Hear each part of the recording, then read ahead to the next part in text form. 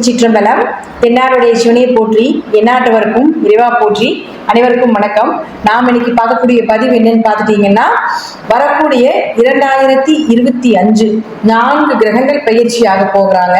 சனி பகவான், ராகு பகவான், கேது பகவான், குரு பகவான் 4 பேரும் பயிற்சியாக கூடிய இந்த 2025வது வருடம் ஒவ்வொரு ராசிக்கும் என்ன மாதிரி யோகங்களை கொடுக்க போறார் அப்படிங்கிறத நம்ம முழுமையா பார்க்க போறோம். அதற்கு முன்னாடி நம்முடைய சேனலை சப்ஸ்கிரைப் பண்ணிக்கோங்க. பெல் பட்டன்ல ஆல் அப்படின்னு சொல்லக்கூடிய பட்டனை கிளிக் பண்ணிக்கோங்க. அப்பதான் நம்ம போடக்கூடிய அனைத்து பதிவுகளுமே உங்களுக்கு உடனுக்குடன் வந்துகிட்டே இருக்கும். இந்த வருஷம் பார்த்துட்டீங்கன்னா ரொம்பவுமே சிறப்பான ஒரு வருஷம். ஏன்னா ராகுவும் கேதுவும் குரு பகவானும் அதே போல பார்த்துட்டீங்கன்னா சனி பகவான் 4 பேருமே பயிற்சி ஆகக்கூடிய ஒரு அமைப்பா இருக்கு. குரு அப்படின்னு சொல்லிட்டோம்னா தங்கம், நகை, சுப நிகழ்ச்சிகள், குழந்தைகள், இது எல்லாமே யாருக்கு கிடைக்க போகுது. கேது அப்படின்னு சொன்னோம்னா அருளை கொடுக்கக்கூடியவர், இறை பக்தி, ஞானம், முக்தி, பிரபஞ்சம் இதெல்லாமே கொடுக்கக்கூடியவர் கேது பகவான். ராகு அப்படின்னா செல்வம், செழிப்பு, வளர்ச்சி. அதாவது கேது அருள், ராகு பொருள், லக்ஸரியா வாழக்கூடியது எல்லாமே உங்களுக்கு ராகுனுடைய அமைப்புல வந்துடும். சனி பகவான் முழுக்க முழுக்க நமக்கு அனுபவங்களையும் கொடுத்து அதே போல நம்மளை நல்ல ஒரு சிற்பியாக இருந்து நம்மளை சிலையாக செதுக்கக்கூடியவர் சனி பகவான். இப்ப இவங்க 4 பேருமே மாறக்கூடிய காலகட்டங்கள்ல யார் யாருக்கு என்னென்ன கிரகங்கள் நல்லா இருக்காங்க, யாருக்கு என்ன கிடைக்க போகுது அப்படிங்கிறது ஒவ்வொரு ராசிக்கு மூலமாகவும் நம்ம பார்க்கலாம். விருச்சிக ராசிக்குண்டான 2024 எப்படி இருக்கும் அப்படிங்கிறத பார்க்கலாம். விருச்சிக ராசி அன்பர்களே, அர்த்தாஷ்டம சனியில பாதிக்கப்பட்டு இருந்தீங்க.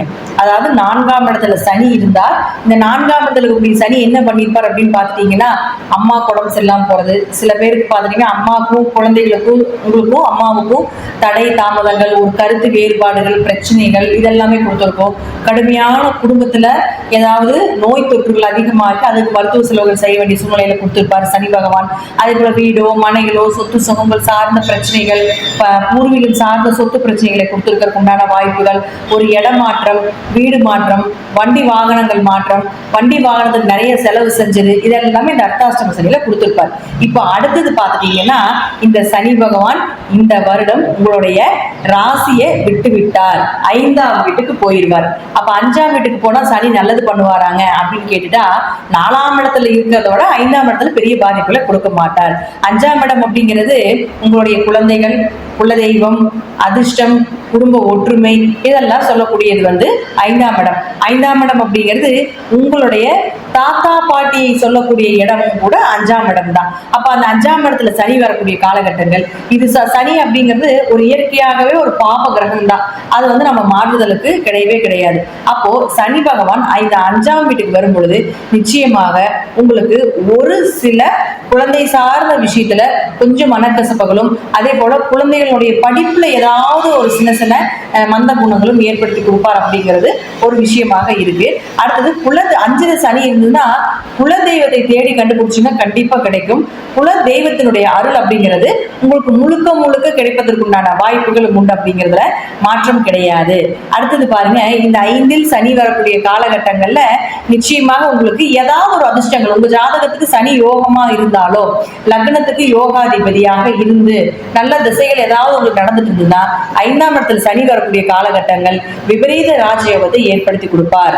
ஷேர் மார்க்கெட் சம்பந்தப்பட்ட தொழில ஜெயிக்கிறது, உழைப்பு இல்லாம ஈஸியா பணம் வரக்கூடிய ஒரு அமைப்பு. ஆனா கடின உழைப்பை போடணும். ராகுதான் சீக்கிரம் பணத்தை கொடுக்கறது, சனி பகவான் கொஞ்சம் லேட்டா கொடுப்பார் அப்படிங்கிற அமைப்பு உண்டு. ஆனா கடின உழைப்பை போட்டீங்கன்னா நிச்சயமா அது கொடுக்கக்கூடிய பணம் நிரந்தரமாக இருக்கும் அப்படிங்கிறது மாற்றம் கிடையாது. அடுத்தது பாருங்க, ராகுவும் கேதுவும். இந்த ராகு அப்படின்னு எடுத்துட்டீங்கன்னா இப்போ உங்களுக்கு 5ஆம் வீட்டுல இருந்து யோகத்தை கொடுத்துட்டு இருந்தாலும் கூட 4ஆம் வீட்டுக்கு அடுத்தது வரப்போறாரு. 4ல ராகு வரக்கூடாதுங்க. ஏன்னா 4ஆம் இடம் அப்படிங்கிறது சொந்த பந்தத்தையும் சொல்லக்கூடிய ஒரு இடம். அப்ப இந்த 4ல ராகு வந்துச்சுன்னா உங்க உறவினர்கள், உங்களுடைய நண்பர்களை நம்பவே நம்பாதீங்க. அப்போ சொந்த இடத்துல இருந்து ஒரு இடமாற்றத்தை பண்ணக்கூடிய அமைப்பை ராகு ஏற்படுத்தி கொடுப்பார். யாராவது வெளிநாடு வெளியூர் பயணங்கள், தொழில் மாற்றம் பண்ணலான் இருக்கிறீங்க, தொழிலுக்காக வெளிநாடு வெளியூர் போலான் இருக்கீங்க அப்படின்னு நீங்க நினைச்சீங்கன்னா நிச்சயமாக இந்த ராகுவும் கேதுவும் இந்த காலகட்டத்துல சப்போர்ட் பண்ணும். அப்ப அடுத்தது பாருங்க, அப்படியே கேது உங்களுக்கு 10ஆம் வீட்டுக்கு வந்துடுவார். அப்ப கேது 10ஆம் வீட்டுக்கு வரும் பொழுது தொழில சின்ன சின்ன தடைகளை ஏற்படுத்தி கொடுக்கும். இருப்பினும் உங்க ஜாதகத்துல ராகுக்கும் கேதுவுக்கும் எப்பவுமே வீடுகள் கிடையாது. அவங்க 2 பேரும் நிழல் கிரகம்னு நாம சொல்றோம். அப்போ உங்க ஜாதகத்துல ராகுவுக்கு இங்கதான் ராகு இந்த இடத்துக்கு வந்துடுவார். அடுத்தது ராகுவுக்கு வீடு கொடுத்த சனி பகவான் உங்க ஜாதகத்துல நல்லா இருந்து விட்டால் நிச்சயமாக இந்த ராகுவால வரக்கூடிய கெடுபலன்கள் கொஞ்சம் குறைவு. அதே போல இங்கே கேது வந்துடுவார். கேதுக்கு வீடு கொடுத்த கிரகம் யாரு? இந்த வீட்டின் அதிபதி சூரியன். அப்ப கேது வீடு கொடுத்த கிரகம் யாருன்னா சூரியன். அந்த சூரியனும் உங்க ஜாதகத்துல நல்லா இருந்து விட்டால் நிச்சயமாக இந்த ராகுவோட கெடுபலனும் கேதுனுடைய கெடுபலனும் கொஞ்சம் குறைவதற்கு உண்டான வாய்ப்புகள் உண்டு. லக்னத்துக்கும் பார்த்துக்கணும், ராசிக்கும் பார்த்துக்கணும். லக்னம் என்பது உயிர், ராசி என்பது மனமும் உடலையும் சொல்லக்கூடிய ஒரு அமைப்பு. அப்ப இது எல்லாமே நமக்கு ரொம்ப முக்கியம் இல்லையா?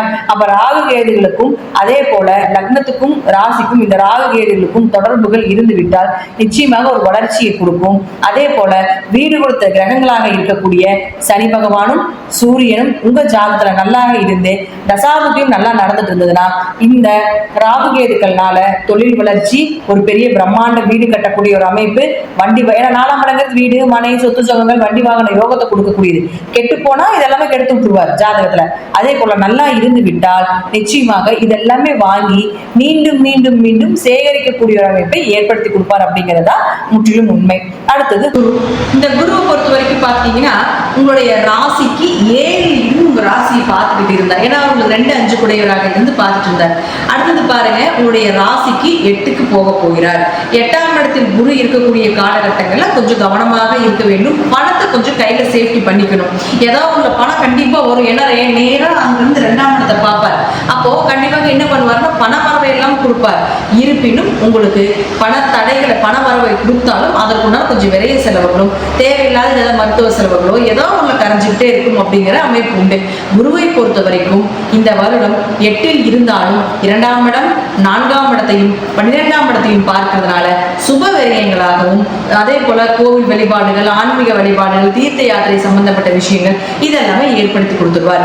8ல் குரு இருக்கும் பொழுது 8ஆம் இடத்துல எந்த கிரகம் இருந்தாலும் விபரீத ராஜயோகம்னு சொல்லுவோம். அசுப கிரகங்கள் இருந்தால் சீக்கிரம் வந்துடும். சுப கிரகங்களாக இருந்தால் கொஞ்சம் பார்த்து 2 லட்சம் ரூபாய் வருதா, கொஞ்சம் 1 லட்சம் பாதிக்கு பாதி கொடுப்பாங்க. அந்த மாதிரி அமைப்பு இந்த குரு கொடுக்கக்கூடிய ஒரு அமைப்பா இருக்கும். அதனால குருவை பொறுத்த வரைக்கும் உங்களுக்கு பெரிய அளவுக்கு பாதிப்புகளும் இல்லை அப்படிங்கிறத முற்றிலும் உண்மை. இந்த வருஷம் விருச்சிக ராசியை பொறுத்த வரைக்கும் பார்த்துட்டீங்கன்னா ராகு கேதுக்கள், சனி பகவான், குரு பகவான் இவர்களெல்லாம் வைத்து எடுக்கும் பொழுது 100க்கு ஒரு 50லிருந்து 60% உங்களுக்கு ஓரளவுக்கு நன்மையை கொடுக்கக்கூடிய ஒரு வருடமாக இந்த வருடம் இருக்குது அப்படிங்கிறது மாற்றம் கிடையாது. இதுல உங்க தசாபுத்தி நன்றாக இருந்தால் நான் சொல்வதை விட இன்னும் கூடுதலாக நன்மைகள் நடப்பதற்குண்டான வாய்ப்புகளும் உண்டு. நன்றி. மீண்டும் ஒரு நல்ல பதிவில் சந்திக்கலாம். திருச்சிற்றம்பலம், தில்லையம்பலம், ஸ்ரீ நரசிம்மர் திருவடிகளே சரணம்.